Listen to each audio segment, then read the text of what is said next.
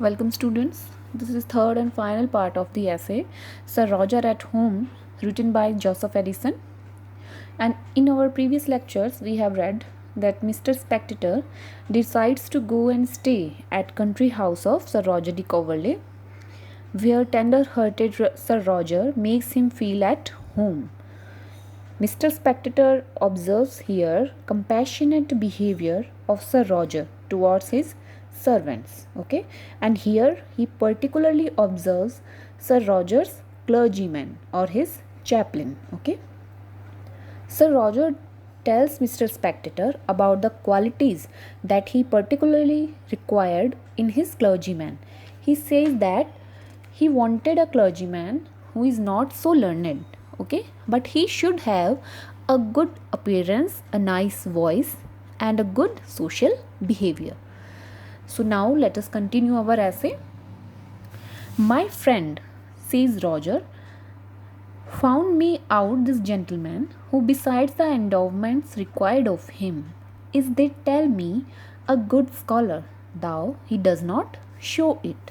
Now Sir Roger tells Mr. Spectator that his friend from university found this chaplain or clergyman for him who have all the endowments. Endowments means some natural abilities or capacities required of him. He has all the qualities like good appearance or good aspect, a clear voice, and a good social behavior, just as Sir Roger required in his clergyman. Okay, and Sir Roger also says that besides all these qualities, he is also a good scholar, but he never shows it. Okay, I have given him the parsonage of the parish, and because I know his value, have settled upon him a good annuity for life. Now, Sir Roger says that I have given him the parsonage. Parsonage is a house provided for a member of the clergy. Parsonage is a house provided for a member of the clergy. Okay, and he says that I have given him the parsonage of the parish. Parish means a particular area served by a church. Parish means a particular area served by a church. So Sir Roger says that I have given him the parsonage of the parish, and I know that he is very valuable for me. I have fixed for him a good annuity. Annuity means a fixed amount of money that is paid to somebody each year, usually for the rest of his life. Okay, annuity is a fixed amount of money that is paid to somebody each year, usually for the rest of his life. So Sir Roger says that I know that he is very valuable for me, and I have fixed for him a good annuity.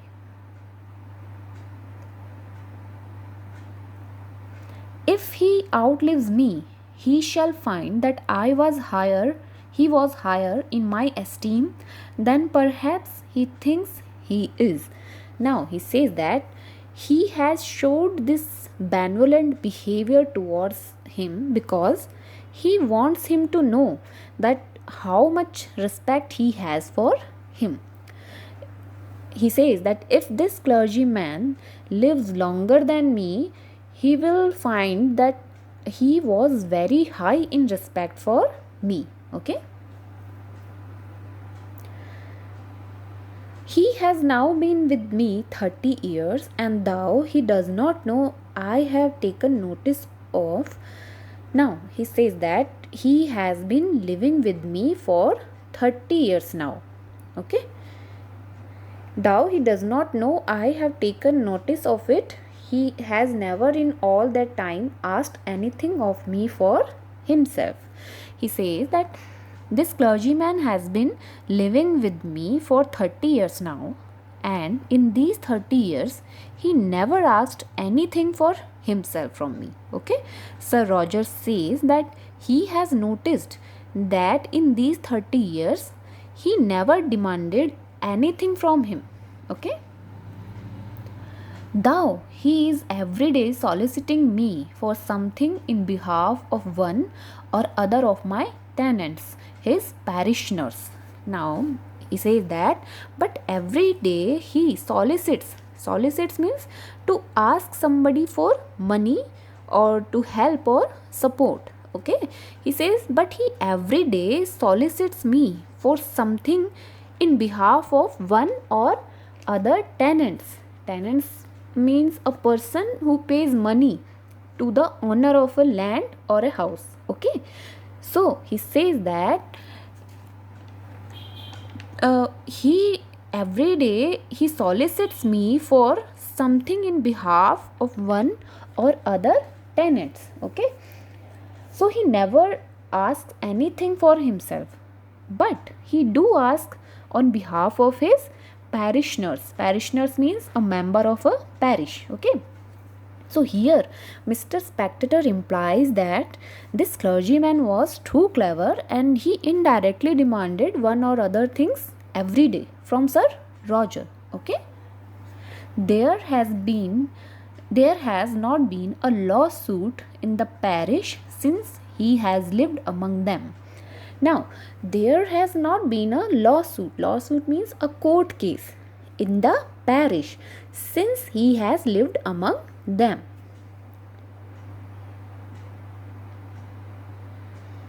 If any dispute arises, they apply themselves to him for the decision.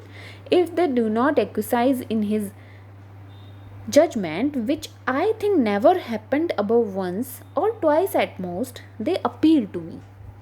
Now he says that if any dispute arises, they take it to the clergyman for the decision, and if they do not accept his decision in his judgment, then they appeal to me.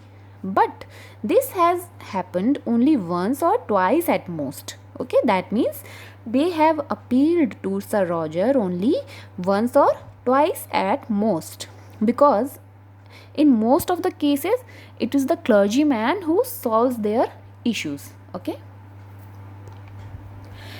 at his first settling with me, I made him a present of all the good sermons which have been printed in English.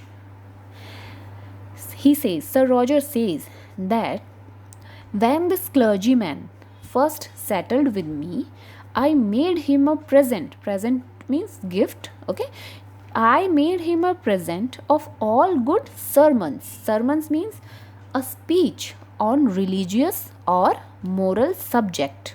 Sermon is a speech on religious or moral subject. Okay, he says that I made him a present of all good sermons which have been printed in English language. Okay, and only begged of him that every Sunday he would pronounce one of them in the pulpit. And Sir Roger says that I have requested him that every Sunday he should enunciate one of them in the pulpit. Pulpit is a platform in a church where the priest stands when he speaks. Okay, accordingly he has digested them into such a series that they follow one another naturally and make a continued system of practical divinity. In a suitable way he has digested means to fully understand. He in a suitable or in a accordingly he has digested them, he has fully understand them into such a series that they follow one another naturally and makes a sensible and a spontaneous religious talk. Practical divinity means some practical religious talk. Okay, so this clergyman never preached his original speeches. Okay, but he had a talent to make his speech convincing. Okay, as Sir Roger was going on in his story, the gentleman we were talking of came up to us. So when Sir Roger was telling me this story, the clergyman we were talking of came up to us. And upon the nights asking him who preached tomorrow, for it was Saturday night, told us the Bishop of St. Asaph in the morning and Dr. South in the afternoon. So, when Sir Roger asked him that whose sermon he is going to preach tomorrow, he answered the Bishop of Asaph in the morning and Dr. South in the afternoon. That means his speeches were not original and he just learned sermons of others and used them for preaching his parishioners. Okay, he used others' speeches for preaching. He then showed us his list of preachers for the whole year, where I saw with a great deal of pleasure Archbishop Tillotson, Bishop Saunderson, Dr. Barrow, Dr. Calmy, and several living authors who have published discourses of practical divinity. So he said that then this scholar, this clergyman, showed us the list of preachers whose speeches he was going to use for the whole year. And Mr. Spectator says that I saw in this list names of Archbishop Tillotson, Bishop Saunderson, Dr. Barrow, Dr. Calamy, with several living authors who have published speeches of practical divinity. Okay. I no sooner saw this venerable man in the pulpit, but I very much approved of my friends insisting upon the qualifications of a good aspect and a clear voice. So now Mr. Spectator says that just when I saw this respected man in the pulpit, I started to appreciate Sir Roger's insisting upon the qualifications of a good appearance and a clear voice, because his appearance and his voice was so nice that I was so impressed with him. For I was so charmed with the gracefulness of his figure and delivery, as well as the discourses he pronounced, that I think I never passed any time more to my satisfaction. Now, Mr. Spectator says that I really liked his looks and delivery of speech. I was very satisfied with his discourse or his speech. A sermon repeated after this manner is like the composition of a poet in the mouth of a graceful actor. So, his performance was just like an actor's who acts or performs a composition of a poet, and it looks more graceful in actor's mouth. I could heartily wish that more of our country's clergy would follow this example, and instead of wasting their spirit in laborious compositions of their own, would endeavor after a handsome elocution and all those other talents that are proper to enforce what has been penned by greater masters. So, here Mr. Spectator says that I was wishing that more of our country clergy would follow this example. Okay, and instead of wasting their time in some difficult or hard composition of their own, they would try for a good elocution. Elocution is when you speak clearly, okay, and correctly. They should have a talent. He says that they should have talent to enforce. Enforce means to make people obey speeches written by great masters. Okay, so they should have talent to enforce. This would not only be more easy to themselves but more edifying to the people, because this would not only be easier to themselves but more edifying. Edifying means to improve intellectual quality or ability. Okay, so this would not only be easier to themselves but more edifying to the people as well. Okay, now here ends the essay. Thank you so much for watching.